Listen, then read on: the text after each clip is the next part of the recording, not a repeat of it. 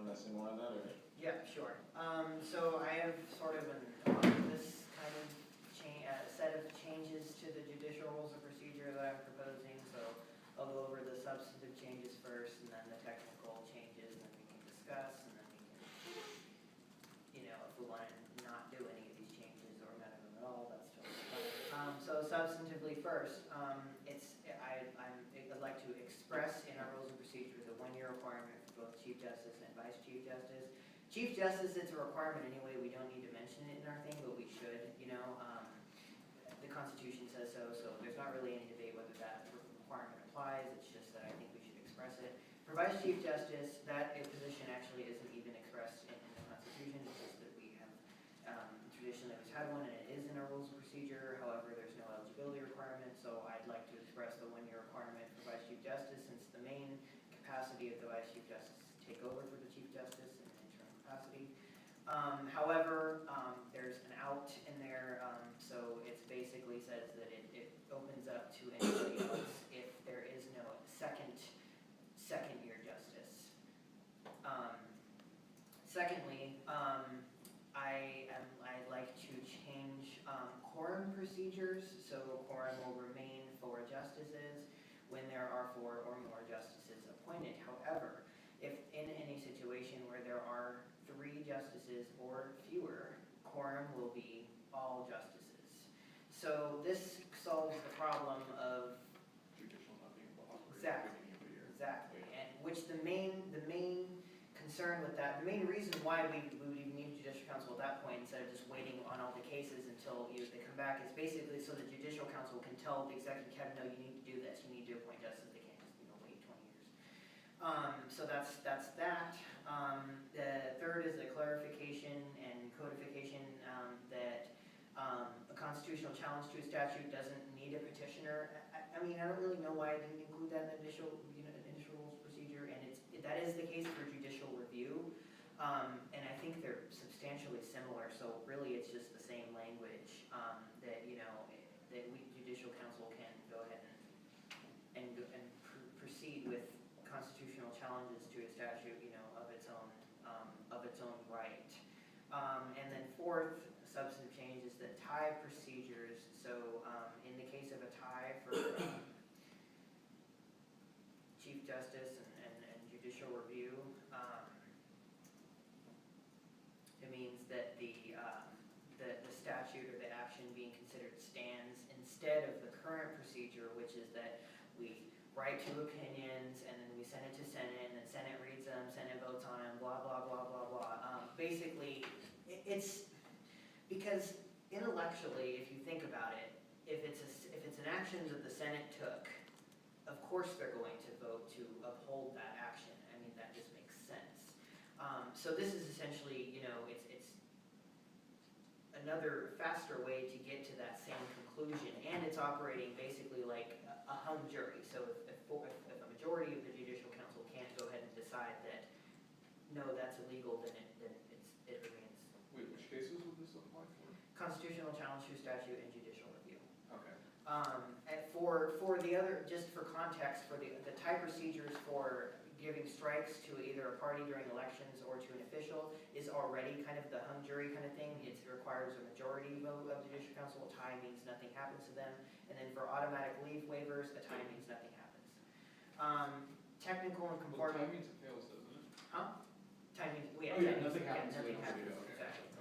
Technical and conforming changes. So moving away from the substantive changes, we're changing all instances of academic leave to automatic leave, and a clarification that in automatic leave hearings, it's 8 minutes total to speak if you don't bring witnesses, and it's the same procedure otherwise, which is like 3 minutes opening, witness statements, and then 10 minutes closing.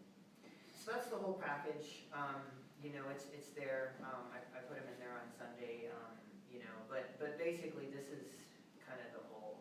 The only one that I feel a little weird is the, because I'm pretty sure what the Constitution actually says about the Chief Justice is served on previous year's Judicial Council and not 1 year experience, which, I mean. I can see what I wrote, but I may have wrote that.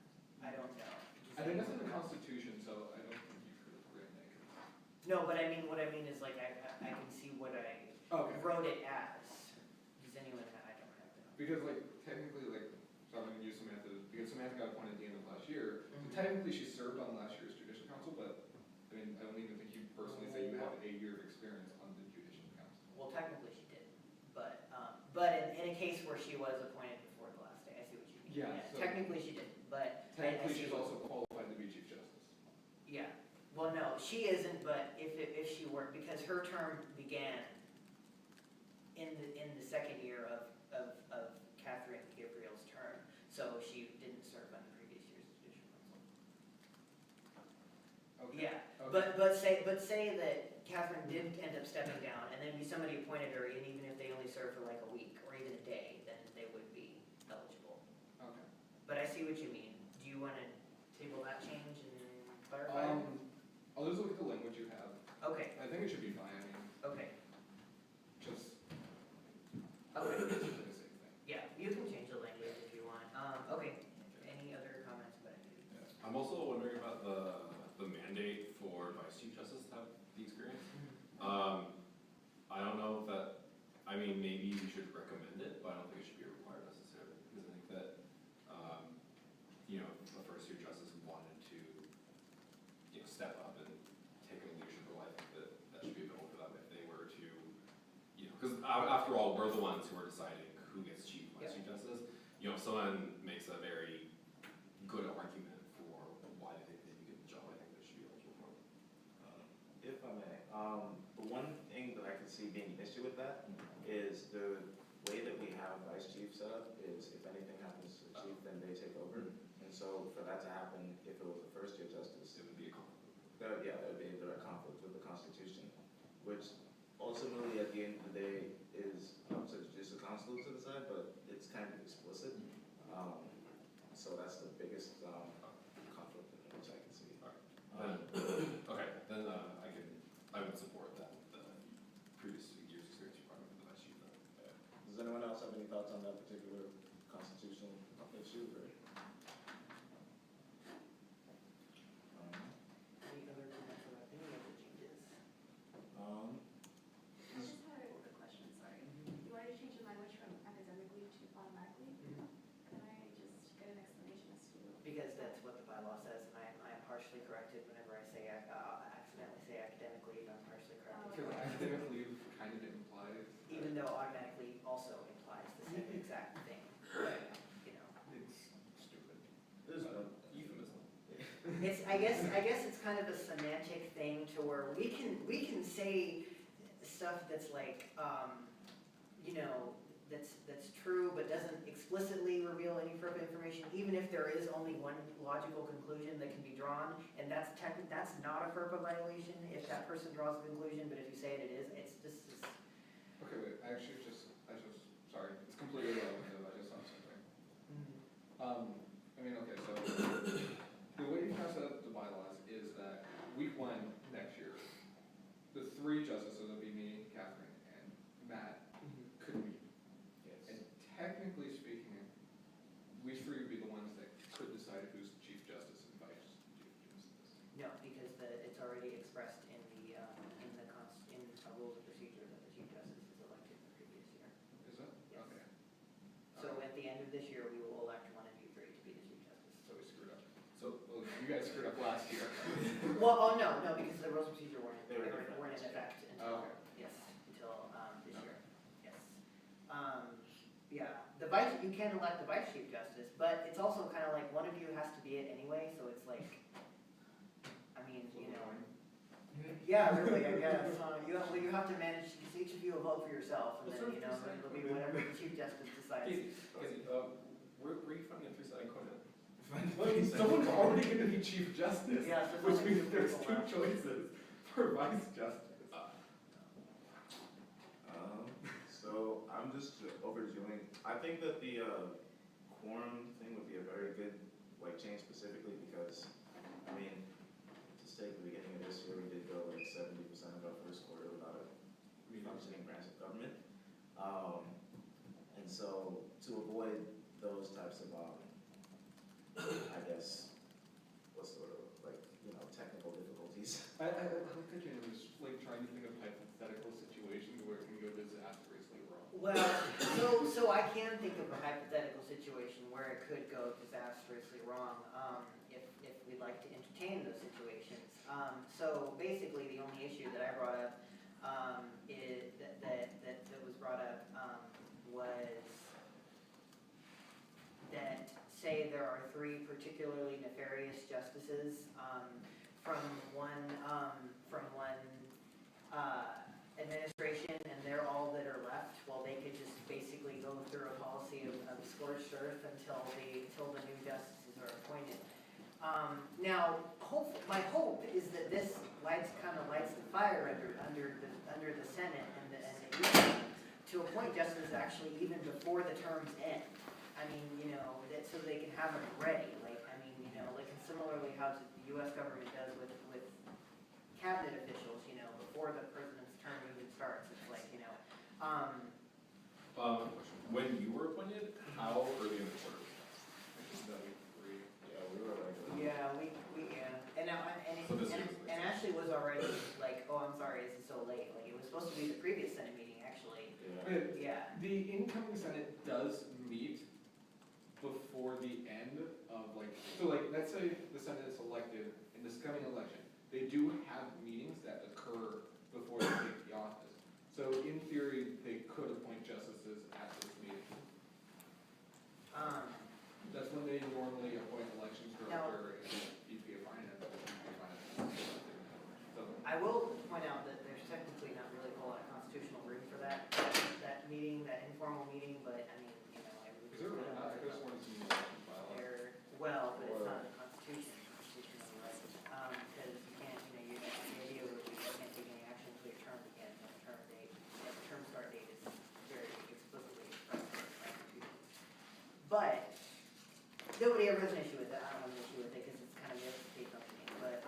But yeah, so they could really, they could start just kind of doing justices, fairly quickly, or they can, do summer interviews. I know they do that for parliamentarian and Senate secretary in a lot of years. I mean, there are some solutions, so that could be hopefully a thing.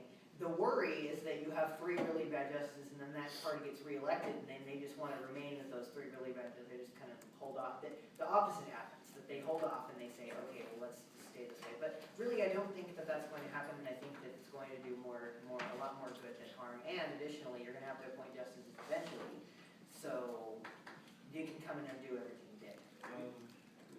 Okay, yeah, I think we went just super hypothetical. Well, yeah, I mean, no, we did. I mean, totally. I was thinking more of like academically, like actual situations, like 3 justices wouldn't count. Yeah. Maybe like a long-term solution to this would be to have us, sponsor a change in bylaws or something to have a requirement for ECAB and Senate to appoint a full judicial council by What happens if they don't? Yeah, exactly. That's the enforcement Are we mechanism. just remove ECAP for not appointing justices? Like, well, it's not. Oh, you CPD have them haul them out? Are they like the army? Are they? We can go through and remove names. Yes. This is part of the reason that we have a judicial council to keep people in check, and that's why we have metrics like strikes and stuff like that, because people aren't doing their jobs, and they're not doing their jobs, which means someone, if they're not going to do that, then someone needs to enforce that, which is kind of where we would come in. The issue, because take the hypothetical, for example. While there is a constitutional requirement, there's no time frame. And so let's say we don't implement this quorum situation. Let's say hypothetically speaking, we didn't have this quorum bylaw, or look to the beginning of this year. If they just chose not to select any justices, while there is a thing saying in the Constitution that, hey, you guys don't have to do this, what would you do if they didn't do that? You would bring it to Judicial Council, but if Judicial Council doesn't have quorum, then there's technically nothing that you can do to actually enforce it, because there isn't a 3rd functioning branch of government by the Constitution. The reality is if things got that bad, the Judicial Council could say, well, yeah, it says we have to have quorum, but the Constitution says this, so But we wouldn't too even, bad. but we wouldn't even have the power to do that. Well, Are you I mean, it's our Debatable. interpretation. debatable. Are you telling me ECAB can just seize total power, but just not appoint justice? Technically, yes. Don't tell them that. Don't tell them that. Keep this secret. Technically, it's like a judicial council, but it's a total Yeah. like, Technically, Judicial Council could appoint itself we don't do that because the whole, once one judicial council grossly abuses that power, it's kind of over. So I mean, so it's like, yeah. But anyway, but that's basically kind of the idea behind that forum thing. So any other questions about that? Yeah. So, are there any questions? Any questions about any of it? Okay. We've exhausted that topic well enough. Can I get a motion? I move to approve Hayden's changes to the rules of procedure. All for it? All opposed? All abstain? Motion passes 6-0. Okay. Let's see. And then the next thing on the agenda is nothing on the agenda. Under new business, is there anything else to come up for new business? Okay. See none. Move to public, let's go to public comments. Is there anything the public has to say? Anybody? No? All right. In that case, get a motion to go to closed session. We should go to closed session. Can I get a second? All for? All opposed? All abstained? Motion passes 6-0. Okay, we're in closed session. Do we leave now? Yeah. Yeah, Okay. Thanks for letting me record again. definitely.